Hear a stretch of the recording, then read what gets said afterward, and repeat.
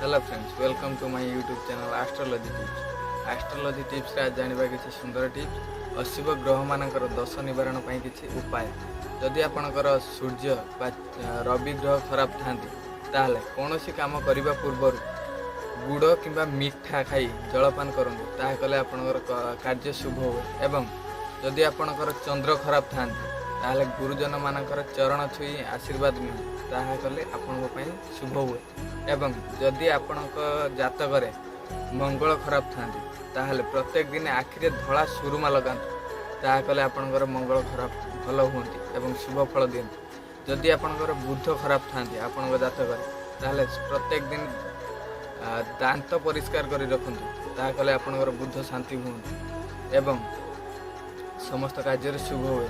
जदि आपणकर बृहस्पति खराब थांती आपणक जातक जदि बृहस्पति खराब थांती ताहले कपाल प्रत्येक दिन कपाल हलदी किंबा केसर रे तिलक लगांतु ताहा कले आपणकर बृहस्पति शांति हुंती। एवं जदि आपणकर शुक्र खराब थांती आपणक जातक जदि शुक्र ग्रह खराब थांती ताहले प्रत्येक दिन परिष्कार परिच्छन्न रुहतु ता रहिले आपणक पई शुभ फल मधु दिए।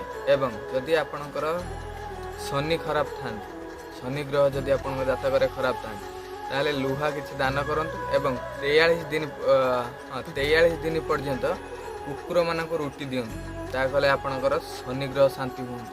एवं जदि आपणकर जातक राहु ग्रह खराब थांती ताहले मुंडरे चुटी रखंतु एवं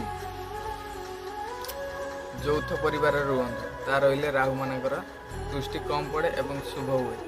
एवं जदि आपणकर केतु खराब थांती ताहले आपण कुकुर पसंद आनी घरे आनी गोटे कुकुर रखंतु ता कले आपणकर केतु ग्रह शुभ हुए एवं शुभ फल दियंतु। जय जगन्नाथ। आज वीडियो एतिकी। जदि आपन वीडियो भल लगे ताने लाइक शेयर सब्सक्राइब।